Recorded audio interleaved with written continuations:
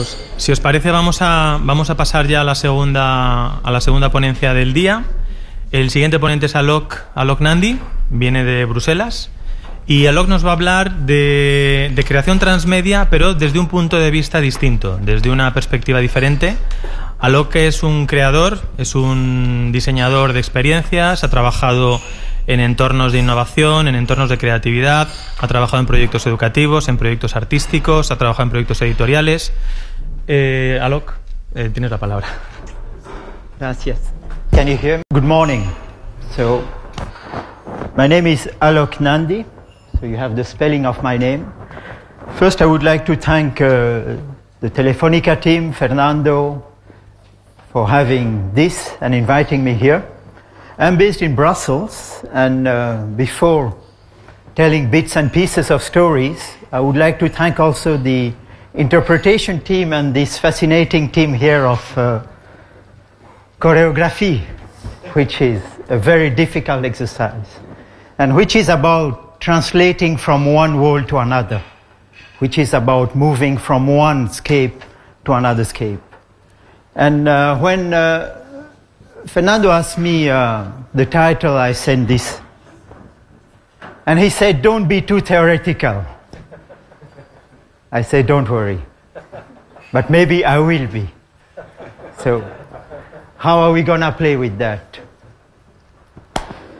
So I wanted to put back the inter between trans and media. And intermediation is something we are busy doing in museums. And we have things to learn from different areas. And I'll be sharing some stories of things happening elsewhere. Alok Nandi is an Indian name. I'm born in Congo, Zaire, Africa. Coming from India, based in Brussels.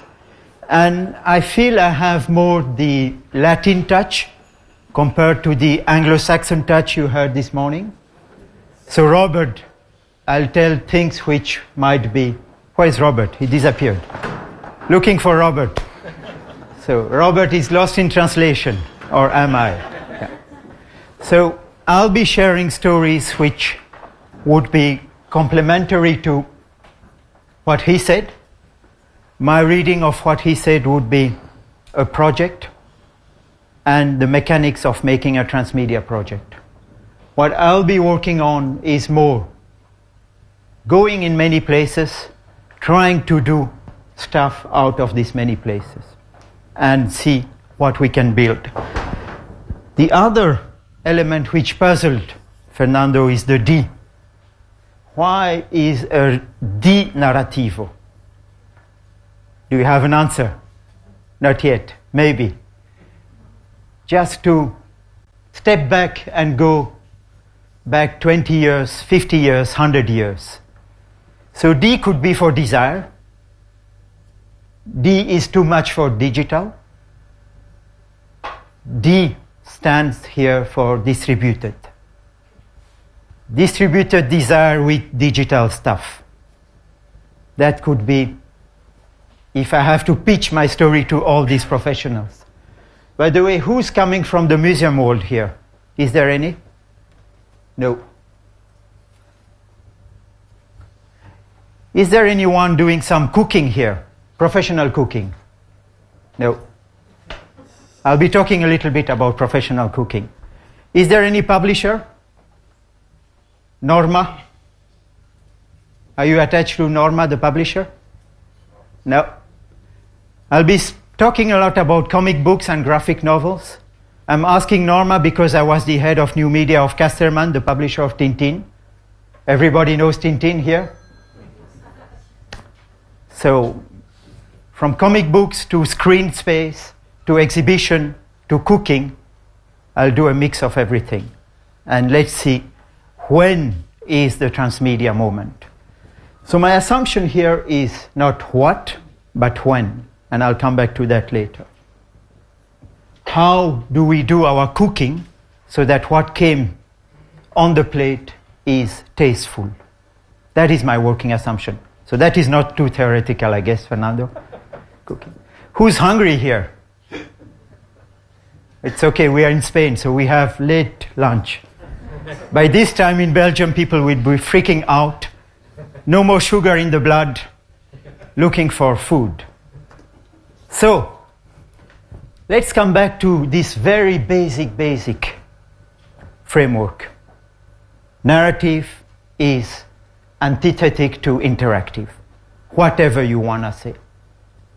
The narrative construction is going into contradiction with the desire to engage, the interaction. So our core question is how to build an architecture where you can have interesting tension between narrative and interactive. Fiction is soi-disant in opposition to non-fiction, to be questioned. Is there any documentary filmmakers here? We have lots of things to learn from the relation to reality. But real is a really loaded word.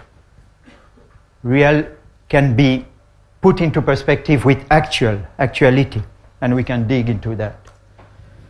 So, my working hypothesis is that transmedia is something impossible, lost in the impossible triangle, and we'll be having a journey there. I've been working in the mid-90s into what used to be called hyperfiction. So I don't know if some of you are nostalgic of hyperfiction. There were some interesting creative spaces there. Questions about story shaping. Because the core theme of the day is how do we shape and reshape stories? Not marketing stuff, shaping stories. Hyperfiction, if some of you just Google hyperfiction, Michael Joyce and all these people, you'll find stuff which raise questions. And so what I'll try to do for this small hour is hopefully confuse you. You have been in a very analytical, methodic process, this previous slot with Robert, so I hope if I confuse you, maybe Fernando will be angry, but we are in a space to share stories and to create constructive conflict. Transfiction is a term I coined 11 years ago, and it was for transportation into fictional spaces, because I was working with mixed realities, augmented reality, and I'll talk a little bit about that. So when I hear today transmedia, there are some resonance with transfiction. And extra fiction is a series of work I was busy with looking at different layers of stories and the meanings we get out of that. So this seems very theoretical, very abstract, but we'll go into what keeps us busy, transmedia storytelling.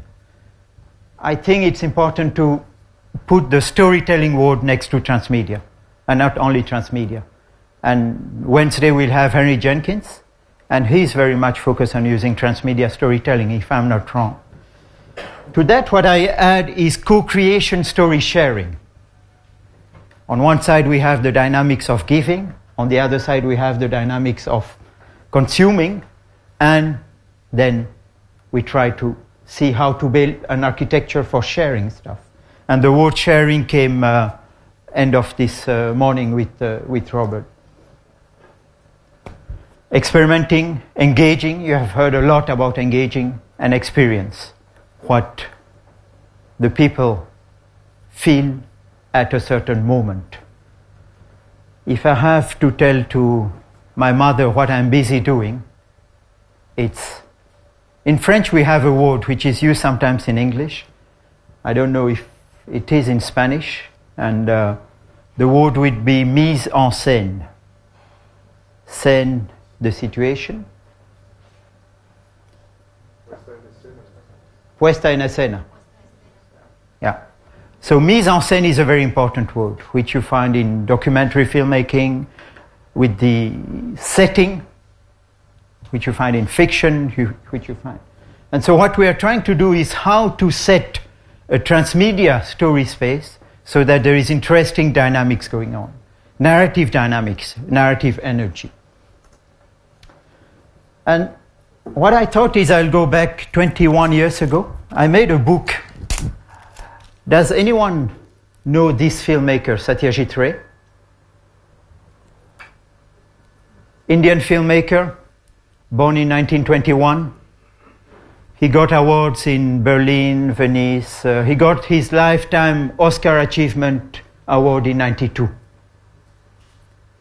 And in '89, I was in the streets of Calcutta in India. I was working on a book on the architecture of the city.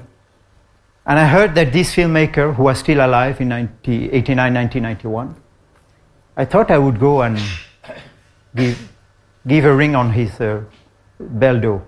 And he opened the door. 1.95 meters. You see how small I am? 1.95 meters for an Indian. And I began to speak Bengali, because I speak some Bengali with a French accent, but I speak some. And he was surprised, and then he said, okay, come in. I went, because I was a film buff, cinephile. I'm fan of Japanese cinema, and then Indian cinema, and so, but we can go deeper into that. Why am I talking about that? Because when I came out of his place, I thought it would be interesting to make him more known in Europe. He's known by some cinephile, but not. So I came back to Europe and I wrote to 160 people who were known to like his films. And I asked them a homage text. Now, I was a young, naive guy. To whom did I write? Salman Rushdie, Jean-Claude Carrière, Henri Cartier-Bresson, photographer, Scorsese, Coppola, Polanski, Rostropovich, Menuhin, and all these people wrote me back. And I put all this together so you can have that. So this is an example of what I call a distributed set of stories which I put together. And it was the 70th birthday of Satyajit Ray. And I succeeded in building a story space talking about this filmmaker with an exhibition of photographs in Cannes Festival, with a book, with a series of conferences, and with all the voices of these people. So it is for me a polyphonic distributed point of view on someone. Ray seen through the eyes of the world, and Ray seen through one of his set photographer, shooting, doing composition, writing children's stories, because he was known for that, and so forth. So this was 91, 92, 93, then I did a set of exhibition in London, Paris, Nantes, and all this. I'm putting that story here because it's multiple channels, multiple tools, and moreover, I met him again and I asked him, if you have to go lost in an island, how many films would you take with you? It's what we call in French la cinémathèque imaginaire, the films which impress you the most. And I thought he would give me a list of 10 films. He said, come back in 48 hours. And he gave me a list of 48 films. Spanish filmmakers, Carlos Saura was on the list, Milos Forman, Eisenstein. So this guy has an impressive culture. He was somewhere there, lost in Calcutta. You know, this city nobody knows anymore. In the margin of the system. And he knew all these films. And if you have the chance to see a film by Satyajit Ray, it is the anti-Bollywood, by the way. So if you are for Bollywood, then you might wash your eyes with that. But worth looking into it. Now I see Lina who's there, and we might argue about all this. But it's as maybe you're just coming in. The idea is to put constructive conflict. So if you don't agree, just shout. Okay.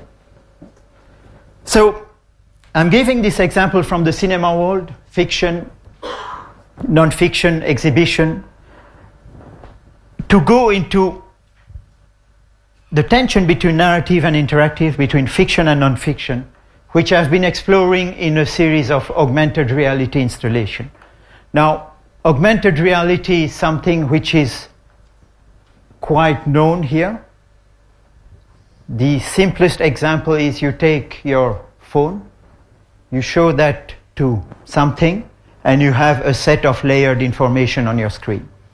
That is augmenting the reality in your screen. But you could have augmented virtuality, which is you see stuff in a virtual space and you have elements of the real coming in. And it's very difficult to say where reality and virtuality ends and stops.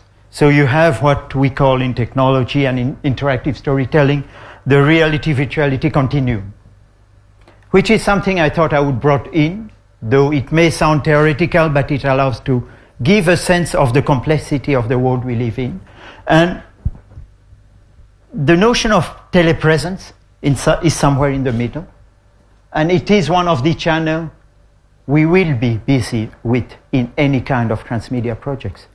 Let's take the Kinect video game platform. Your image is captured, it is put into immersion into some game story spaces. So this is something I've been working on quite some number of years ago. And then to come back again to cinema, Abbas Kiarostami, Iranian filmmaker, someone who's quite well known in the film world, maybe less in the transmedia world, though I think he has a kind of transmedia approach to making his mise en scène. He has been working on theater pieces also in Roma, and he has been involved with a filmmaker in Barcelona.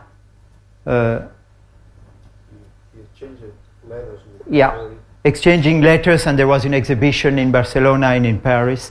And what I find interesting with Kiarostami is that he's for what he called the half-fabricated cinema, the unfinished cinema, so that the people who are taking the stories could engage and jump into the story spaces.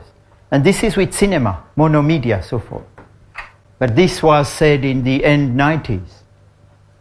If we go back 60 years before, Jean Renoir, French filmmaker, one of the classic filmmakers, used to say the same stuff. In the 1930s, he used to say, a film is interesting when the audience can be part of, and the critic, each bringing their contributions, their point of view, so that we build. So I think transmedia has things to learn from this kind of sense-making elements. And if we go back to literature, does someone get a hint of where this is coming from? Literature is a combinatorial game that pursues the possibilities implicit to it in its own material. And my question is, with transmedia, how are we going to find the essence of its own material so that the audience could engage in it? And this was said by Italo Calvino. Invisible Cities, for example, is a great set of material where you could delve into to build story spaces. Is it okay in terms of speed? Because I said that if I'm too quick, you just let me know, but because I can't see you in the interpretation, though I said I would.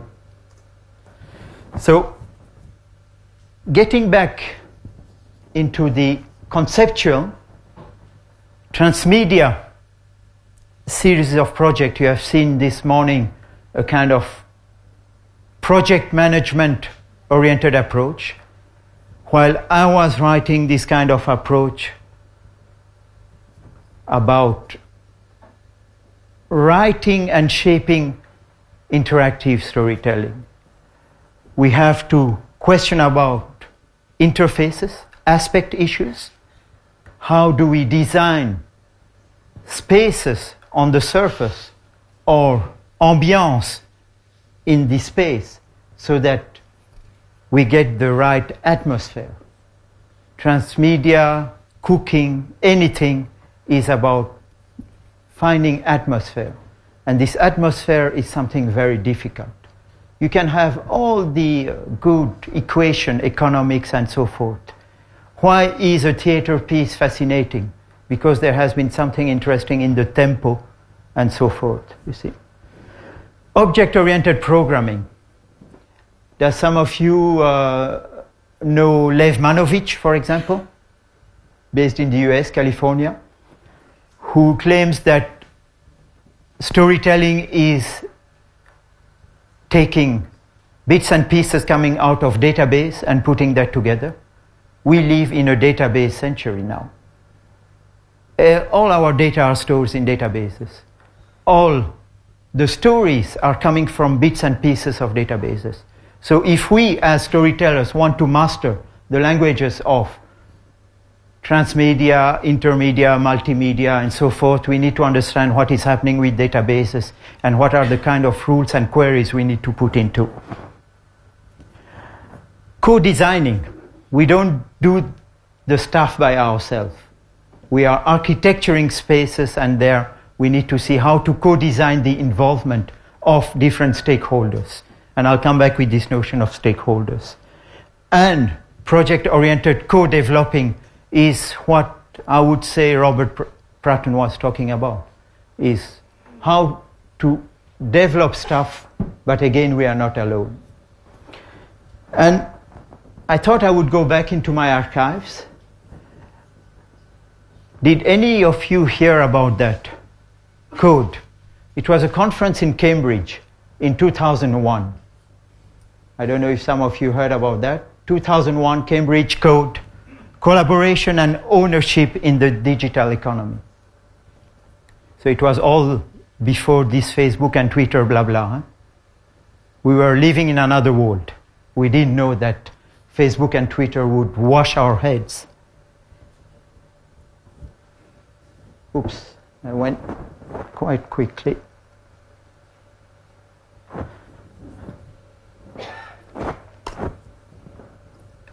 I coined the term, and that was 2001, fluxographies, writing with flows, from storytelling to story sharing. And I was reading what I put, and for me, a computer is a device for narrating with mise en scène, which I already told to you. But more importantly, it's playing with time, creating processes and occasions. Occasions when ideas, things, objects, rituals emerge and disappear. And this is the essence of what I think we should, in transmedia storytelling, working on. And there have been some examples which were shown. There are some others. And I was talking about the structure and the texture. How to find the structure to make sure that things shape together, and the texture, the ambiance. And these are the kind of topics we were busy looking into 11 years ago. The notion of collectivity, copyright versus community. I don't know if we'll be able to talk about that in some of these sessions. Freedom and control, distribution of knowledge, and the future of knowledge. So I do a kind of small flashback with that because it helps us to put some questions on the table. And now we go into more concrete stuff. I have a bunch of examples, and then out of that, I will end one part of the presentation and go to a series of visuals of projects I've been working with, universes like, I was mentioning Corto Maltese. I guess Corto Maltese is quite well known in Spain. I was mentioning Tintin, Möbius. So I've been working with Möbius and all these people, so I'll be showing some examples, though maybe not Möbius, but did any one of you see this image? It's part of a universe called the Obscure Cities. It's made by two Belgian, one French and one Belgian comic graphic novelist. It is a series of imaginary cities. And in 95 I met them and I said, we could reinvent your universe onto the web. And so we began to do a website where the first month you had that as a homepage, the second month you had that, the third month you had that, and each time you came back and you click on one on the window, you went into another part of the universe. We played with randomness, we played with surprise. The concept behind that was what I call a narrative labyrinth. People were immersed into that and were allowed to discover and rediscover. And then what I did is, working with the telecom lab, You know, in all the highways we have security cameras. What we did is, this is what a camera sees. If you keep the same perspective, this is what you can do by replacing the real elements by fictional universe. And then, with what we call augmented reality, you capture the movement of people who walk here, you take out the background, and you see people walking here. That is transportation into fictional spaces, transfiction. And out of that I made a series of installations which resulted in pieces like this. It's like the iToy, PlayStation, or the Kinect. You see yourself, your image is captured, so this is video signal, and these are all synthetic images. And by touching some of the elements here, the illusion of touch, you change number of images on the side.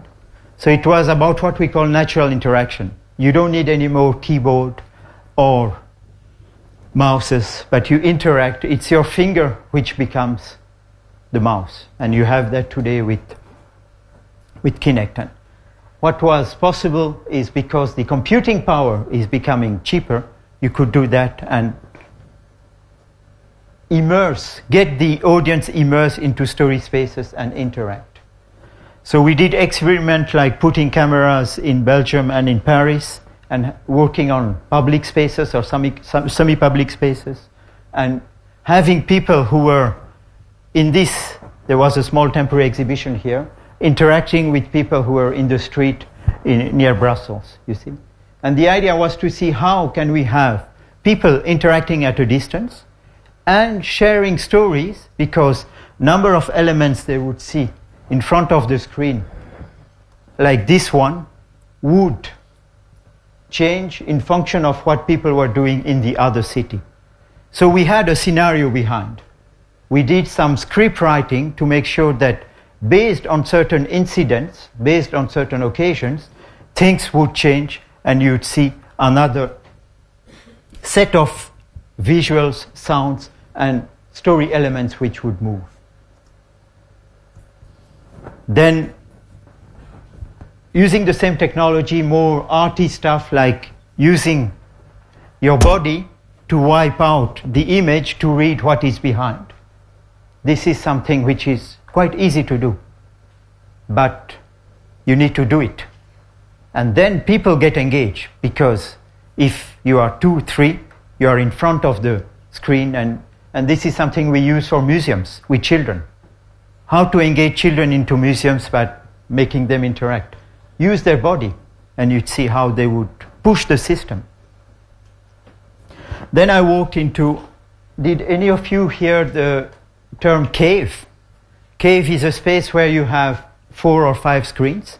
You have a screen in front of you, screens on the side, a screen on the floor, and if you are very rich, screen on, because it's costly, screen on the top, because everything needs to be coordinated. And I did installation in stereoscopy. So you don't need 10 projectors, but you don't need 5 projectors, but 10 projectors, because you are in stereoscopy. And this gives you a real sense of immersion. Very expensive, but very interesting to push the limits of what is immersion. Now, who uses this kind of cave? The people who design the interior of cars or trucks, because it gives you the idea of how to look into the distance between stuff, even if it's virtual. And this is interesting for us in storytelling, to use that, if we have access to. Inventing completely imaginary universes, but what I did with these pieces, it was called ego geographies, is re-questioning the notion of relation we have to video games. We use a video game engine. You know what's a FPS, first-person shooter? You see something, you shoot. Everything is based on the reactivity, quickness. What I did with this installation is anti-FPS. If you move too much, all this goes away. And the objective was to make sure that you have to move rightly and do a right choreography so things would come near to you. So I'm sharing all these examples to say, let's look at different modalities of using space, body, technology to be part of fragments of transmedia storytelling. And after this series of interactive installation, I went into a series of projects connected to what is social innovation, sustainable design, and so forth. And I spent some time into how to engage people for contributing to a more sustainable society.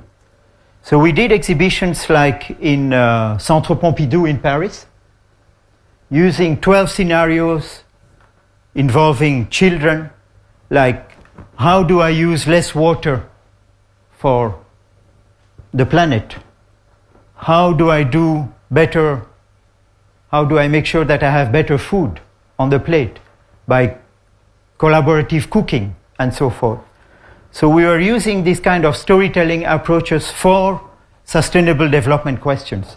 Like this kind of device is something I designed where you had to do you had a webcam, small video interviews of 20 seconds, which was put on a server, and the next visitors could come in and comment what he has seen.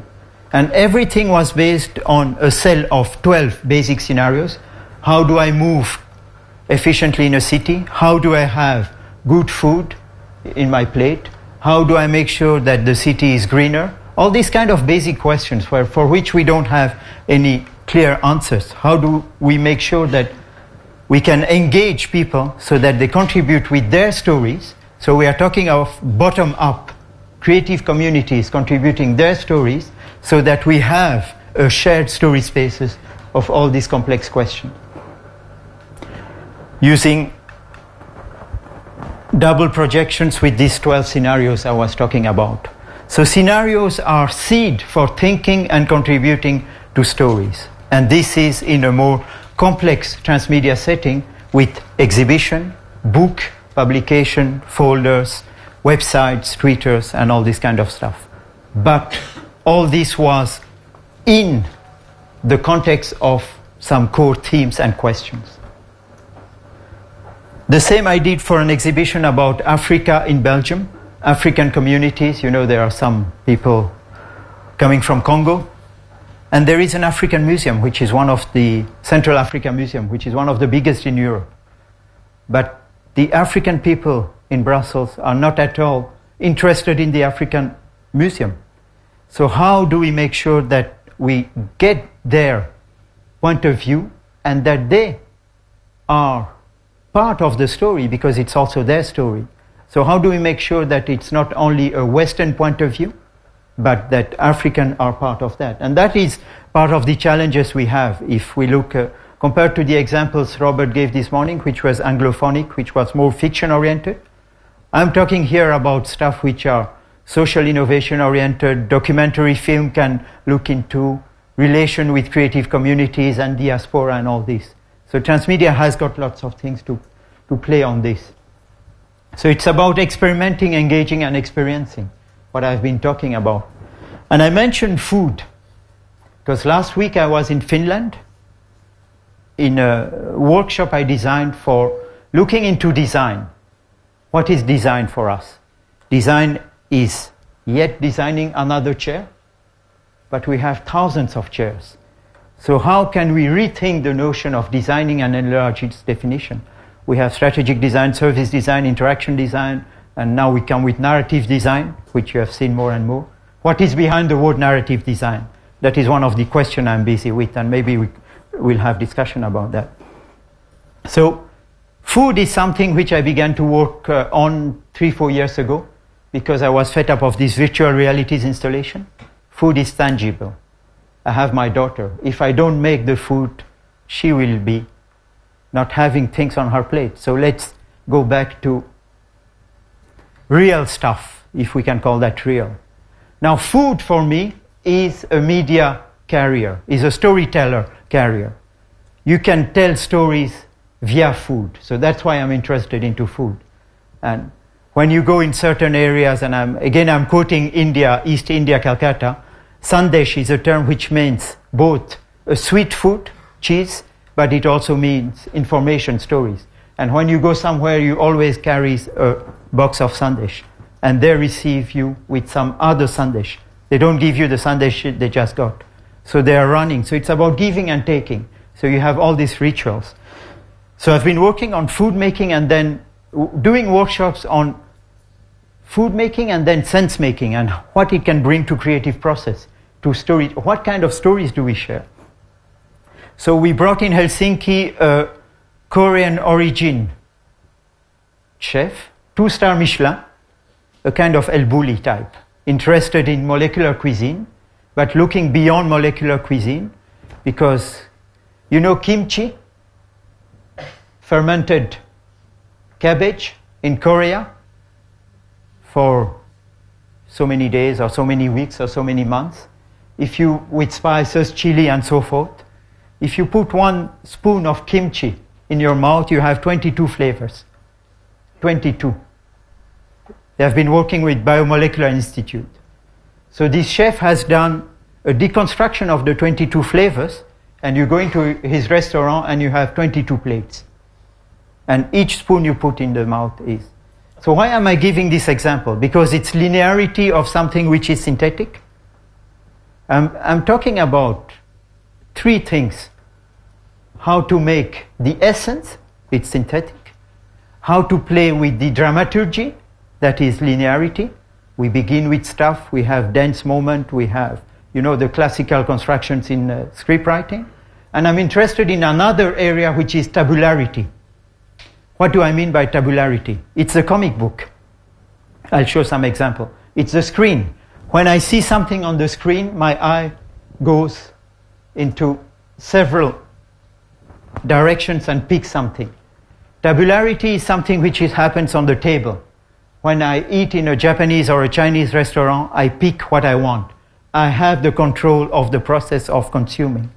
But if I go in a French bourguignon restaurant, I'll have an entree, then I have to wait, then I'll have maybe a little sorbet to wash them out, then I'll have a main food, then I'll have another sorbet to wash again, then I'll have the cheese, then the dessert. So we are in a linearity ritual. And this is interesting to look into in terms of storytelling. It's looking at the activities. And connected to the activities, what are the drivers? What are the motivations so that, and I'm coming back to the D of desire, so that people get into the stories. And which kind of frameworks can we build as a story maker? So this was a kind, how am I doing with time? Okay. 12:07, we have to finish at 12:30. I have about 10 more minutes of more visuals, so you get a feel, and then we can have some questions. So this was to give a kind of frame. And what I'm working, as I mentioned the example of the workshop, is shaping narrative and narrative sharing. This is what I'm busy with. And I'm using triggers to see how to engage people, how to experiment, how to experience. I use food, but I'm busy also with other mechanisms. And it's more hands-on. It's how to build stories using different prompters. And that is, I think, something important. Did any one of you hear the word Pechakucha? Pechakucha is now in 520 cities in the world. It's pronounced Pechakcha. Pechakcha, Pechakcha, Pechakcha. Pechakcha means blah blah in Japanese. So it's blah blah evening. You have a Pechakcha in Madrid, you have one. And I'm the organizer of Pechakcha Brussels. I've been doing 30 Pechakcha for the last 5 years. And a few days ago I did a Pechakcha Kids. Only kids could do the Pechakcha. Fascinating. They took over. Now why do I mention Pechakcha? Because you have 20 images, 20 seconds, everything happens on the screen. It's a linear model, but you can have the essence of a story. And this comes into counterpoint of the graphic novel, the comic book, the bande dessinée, where you can pick your frame. So we have a one-frame approach and a multi-frame. And this is interesting in terms of storytelling scenario design. Now, You know what I'm doing here? I'm speaking next to a screen. Do you know when it began? By the way, I'm anti-PowerPoint. Huh? No bullet points. Because I think it's an insult to you to have you becoming readers of bullet points. So I always try to make sure that what we talk about and you could interact is something which is not PowerPoint. The fact of standing next to a screen and commenting what is on an image began in 1905, or a little bit before, in Tokyo, by people called benshi. Benshi were comedians of theater, and they are losing jobs because of a new media which came in, cinema. You know, it was silent film. And you had the emergence of benshi who were telling stories next to the silent movie. And people came to see the films, not because of the film, but because of the benshi. And I think that's interesting. The energy, the narrative energy is in the speaker. The image provided the context. I think we have things to learn out of that. Now, who was a famous filmmaker whose brother was a benshi? Kurosawa. And he contributed to that book, by the way. I was quite lucky. So Kurosawa Akira, when he was kid, he used to steal the pass of his brother to see films, movies and movies and movies. That's how he made his cinematographic culture.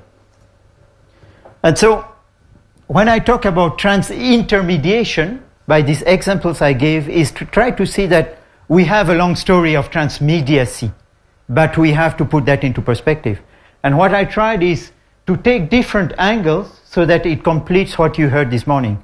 Because one of the mandates by Fernando is make sure you don't repeat what Robert Pratton does. So I hope I didn't repeat anything. Fernando, I hope I was not too theoretical, but we can argue on that. And let me share some images now.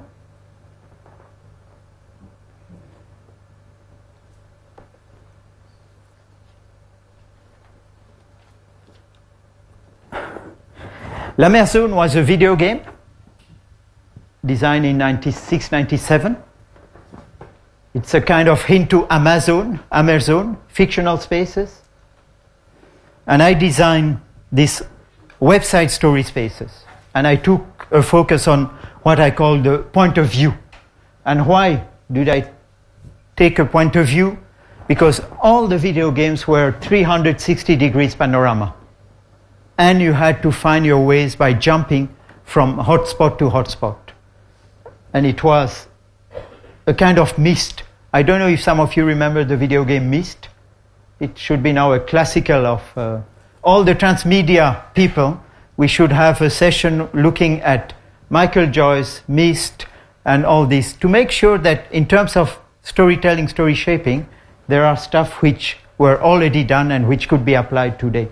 And the idea was to jump into this kind of universe, and then you had to open the book, you had to find clues, and so forth. Drawings, movies, 360 degrees, happening on the web, in video game, and a book. So this is the kind of example I've been working on. And it was community management of video fans. You had every month 15,000 people who would come and discover some clues on here, go back to the video game, and so forth. So this gives you a kind of look and feel. And he's the author of a character called Canardo, which is maybe translated into Spanish, I don't know. It's kind of polar approach. So it gives you a kind of feel of the kind of universe in which we were, more 3D centric. So this is one.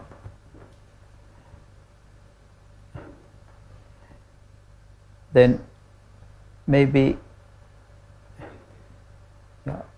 some examples here. This is what I mentioned to you about the obscure cities. It's on urbicande.be. It's still existing. It's archived. You have 1,500 web pages. People spent in 99, 2000, 2001, 3 hours on that website. which is quite incredible. 3 hours on a website, because you had behind these 1,500 web pages, flash movies, sound elements, and you had this kind of labyrinth where we were playing with these visuals to get a feel of things which were happening. L'atelier, where the person, so each time we played with visuals to give different ambiance, and the idea was to distort what we call the navigation bar. So if you click on some things, you would end up in places you would not expect to be.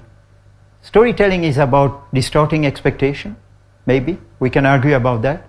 But we can use that as a device to make sure that people are in tension. And tension is something which I think is interesting. How do we build interesting tension mode so that we are part of? And tension for me is connected to what some of you call engagement. We used to do chat. We used to do what, Belgium, we have 3 languages, so we had to stick to some stuff like that for exhibitions. 360 degrees panorama with photography to be in immersion via the web into the place where the storyteller draws. And we launched what we used to call webisode, kind of episode. Every week we used to put some stuff. Images which would feed the system. And to make sure that people got into the story spaces, we invented what we call the obscure passage. Places in any cities in the world which are obscure and through which people could go through the obscure cities. We launched email and we got 1,500 people answering and sending us photos. Like in Paris, someone sent a photo of a place called Le Passage du Désir, Désir de Passage. So playing with words and concepts and stuff like that. The website was the intersection of a cube, which was an organic metallic cube, which was called le réseau, the network, and internet, which is le réseau, the network. So we are playing with this kind of metaphor and distorting, and people would click and then you'd have light and it would grow and stuff like that, you see. I'm showing you bits and pieces of screenshots.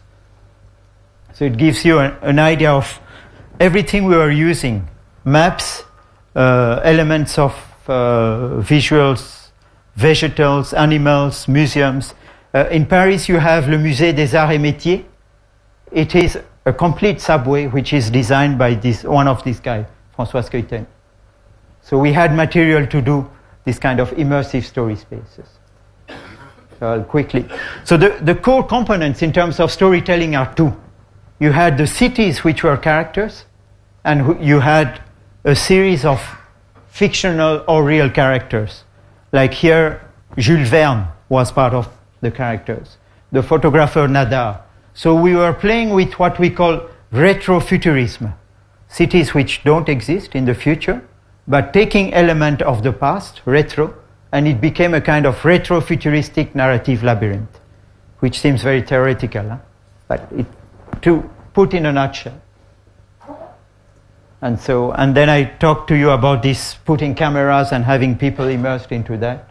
And the books, where there are a number of books. So if you look into obscure cities, les cités obscures, you would find all this 3D modelization and so forth. So it was part of taking all these elements, putting together a shared story space. Playing with randomness, playing with time, changing every month elements so that people come back and come back and come back. So that was that. And I'll show you quickly 2 sets of other images, because there might be an insight.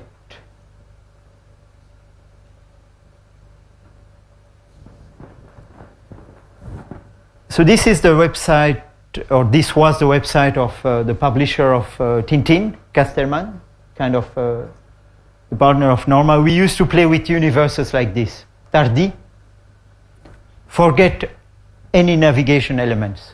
You come into spaces where the image is core.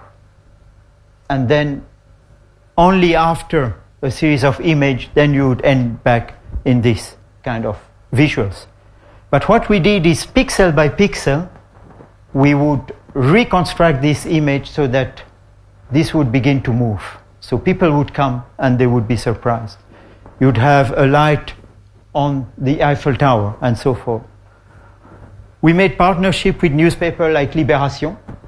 So in Libération, every week you would have episodes of the graphic novel, and on the web you would have some other parts. So we were using albums, newspapers, and the web to see how to combine all this. We designed cards, 52 cards, so that people could play with monsters and they could get engaged. Another example is, this guy is a crazy insurer. It's made by an author called Book. And there the idea was, again, completely forgot the aesthetics of the web, but define an aesthetics which is specific to this. And play with small flash animation so that when you click onto this, you would hear sound and bubbles. And this was complementary to an exhibition. And you'd have these monsters with the eye opening up. So again, it was constructing pixel by pixel. And again, another example of another universe. So playing with the sound of the train to build ambiance, because it was happening in Paris near Gare du Nord, with Nestor Burma, who's a famous detective character.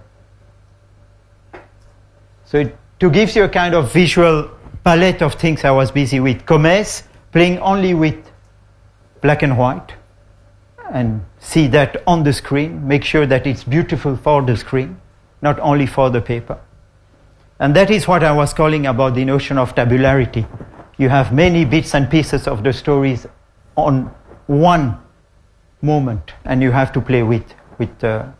We have a graphic novelist here, so we can talk about that. And the importance, so many things we have to learn of things which are happening here, in between frames. This is called the gutter.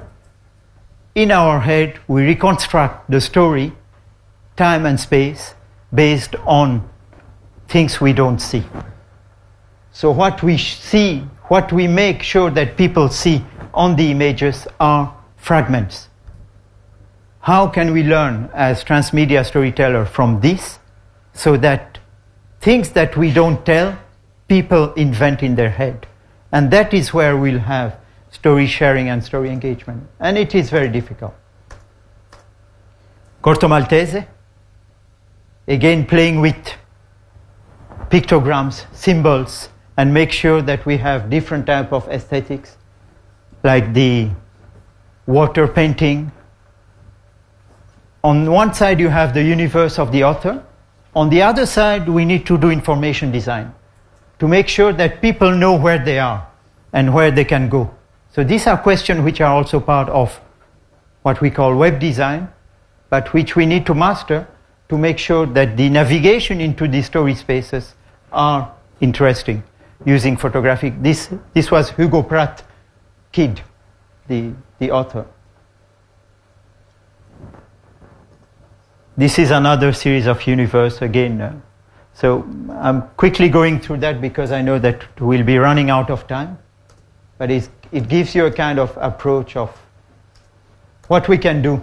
And then we are talking about children's stories, how to play with children and make sure that they come and they are part. And that is possible only if you work with the illustrator, so they make specific media elements which are adapted to what you're willing to do and share in terms of stories. This is a famous character in Belgium and France called Le Chat. And because I was working with him and he knew that I was of Indian origin, and then I said, I need an image so that we can put a kind of menu. He said, you are Indian, so Le Chat will become Siva, Shava. You see, so playing with this kind of stuff. Because we were changing things every day, changing things every month, every week, to make sure that people come. And we were seeing on the traffics, because Robert was talking about metrics, people were coming more every Tuesday than every Monday. Because Monday they were digesting their official work mails. Tuesday during work they were coming on the website. So we're doing some tests like that. I'll stop here maybe. Questions? So my objective was to share different approaches, different point of view, be very fragmented, and see what it can bring to the transmedia blah blah, if I may say so. Any questions? It's quite hot in this room. Are you okay? Or maybe it's me who's getting cooked because of the light.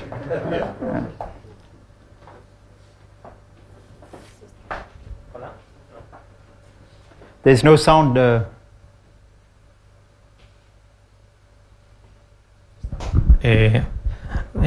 Okay, I'll ask in English also. So, Alok, thank you for your presentation. I would like just to mention, when you were talking about the design of experiences, or the figure of the experience design, this is something that is very, it's a very interesting topic to talk about, because in the transmedia creative teams now, there will be like new professional profiles to be, not discovered, but just to be implemented or to be applied. And one of those experiences, one of those profiles will be the experience designer.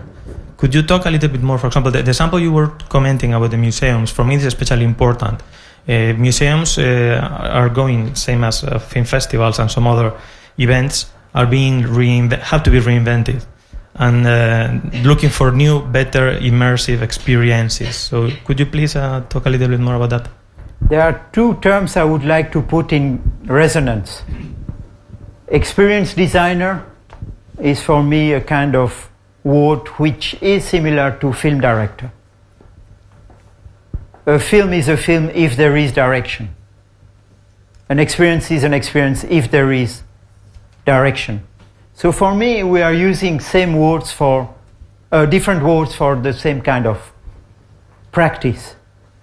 But what becomes complex if we look into the everyday task of making is if we put experience design and story architect next to each other, then we are having a set of skills and capabilities to do stuff which can be in museums, on screen, on your phone, mobile phone, on the web, and so forth. So the experience designer for me is the kind of film director of the 21st century. I gave the example of Renoir or Satyajit Ray or Abbas Kiarostami. These were for me the 20th century storytellers who had vision of the whole.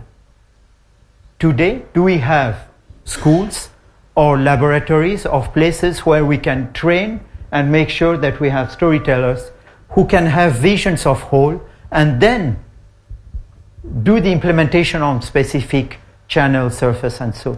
And so we have to invent that. And for me, experience designer could be the one who's making sure that the orchestration of the experience is interesting. It can be util or futile, that's part of the stories. But it's like, I don't know if some of you are in classical music. Chef d'orchestre, the one who gives the tempo, is for me the experience designer. I don't know if it answers to your question or it gives some hints. That's how I see. But okay, I put this notion of experience because experience designer answers to what I said in the beginning, the when. An experience designer should be obsessed by when does any of my readers, viewers, get what? My focus is that the center of gravity, and that is connected to scenario writing, is not so much on the what, but the when. But that's my working assumption. When I am in that place, what does the audience get? When I'm in another place, but when they are in both places, like here, what do we have? We have people who are listening, getting a little bit tired, getting hungry. Some of them are twittering, telling stuff which will be surprising or not. Some positive, some negative. That's the reality. So, as an experienced designer, what can we do? Make sure that Fernando selects speakers. You are the experienced designer of this stuff, by the way. Make sure that there are different voices on the table. Hopefully have conflicts, argumentation, otherwise it's boring. If there is no argumentation, it's boring. Okay? So we have to build conflicts. Temperature is too high. Telefonica, we have to look at the set designer to see how to put some air conditioning. 30 degrees of outside is coming in here. So these are part of the ambiance. And for me, it's experience design. Like when I do the Pechacucha, I have about 300 to 400 people who come in. Why do they come in? I have one answer. Did any of you attended a Pechacucha night? Not more than that. Go to Pechacucha Madrid. If you are bored, you are only bored for 400 seconds. And then comes another story. That's the magic of Pechacucha. You know, it was invented by 2 architects in Tokyo. If you give the floor to an architect, he will take all your evening. So make sure that he shuts after 400 seconds and we give the floor to another one. It's a setting. There is experience design, there is tension. And we have designed a software, I was mentioning to Fernando yesterday, where for the Pechacucha we put a clock on the image. So the audience can see the 20 seconds finishing. And the speaker needs to keep the tempo. And when the 400 seconds are finished, the image is out. And the audience becomes to clap. And you see many people who eat their words. So that is how we design tension. So experience design, tension design. Maybe we should use the word tension design. Because otherwise life would be boring.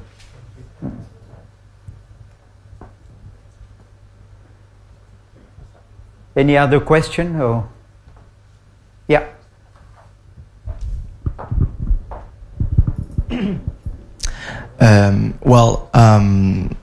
You've been part of the history of the transmedia So you say I'm a dinosaur? No.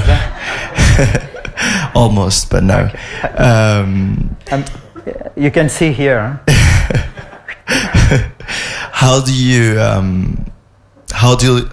What actually do you think about the transmedia boom? Transmedia blah blah. Yeah. From your perspective. I would give 3 bits of answers. Next to transmedia, I would put another boom, which is the web doc. Is there any TV commissioner in the room? Because I may say things which will offend them. No? Is there any film producer in the room? I will praise them, so you can raise your hand. If you... So on one side we have the web doc boom. On the other side we have the transmedia boom. And on the third zone, I'm giving fragments. We have the Facebook, Twitter, tango. Because they are playing, we are marionette. You know the marionette, huh? I don't know how you say that in English. But in Spanish you understand marioneta. Huh? Yeah. We are only marionetta here. We have Facebook and Twitter who are playing with us nowadays. And then we should, as storyteller, get hold of Facebook and Twitter and see how we can hold that as channels for storytelling. Not for marketing, for reputation, for storytelling. That's one. But it doesn't answer to your question. Transmedia blah blah and webdoc blah blah. I have the frustration, but because I'm a dinosaur, of people who don't know what happened the last 20 years. It happens that these last 6 weeks I've been in 3 juries. In Belgium, in France. I've seen so many projects which are pure bullshit. Because people are completely uneducated. Why are they uneducated? Because they don't take the time to go and look at the history of stuff. It's if you want to make a film, you can have an ingenuity approach, but you master the tool and you do some interesting vocabulary in filmmaking, but at least know your tool. And the example I've shown of Satyajit Ray, Kurosawa and all this, they knew the history. Go to Godard. he might be controversial, but he's not a stupid asshole. He knows the stories. And I think we should tell that. And we are here in a place where if we don't tell this kind of stories, everybody will say, Amen, life is beautiful. No, life is not beautiful. We should take over and make sure that, okay, there is story, there is history, and there is technological evolution. We should understand the opportunities of technology and use that for opportunities in storytelling. And it is something I've been doing for the last 15 years. Let's try to find the glitch. Like in the mid-90s, because I'm an old guy, people were screaming because it took 20 seconds for a heavy image to come on your screen. I don't know if some of you were in the internet in the mid-90s. I said, that's a poetic moment. Let's make sure that when the image comes slowly, it's such a beautiful image that it's worth waiting 20 fucking seconds. That is our objective, how to build tension. The tension, and then the core question is how do we play with scale? And scale for me is a very complex question. What do we do for the next second? What do we do for the next minute? What do we do for the next whatever? Now, I heard this morning Robert Pratton talking about 24 hours always connected storytelling. I have my reservation on that, and I would like to have a conflict on that notion of 24 hours, blah, blah. But okay, that's just to build tension. Okay? Thank you. Thank you.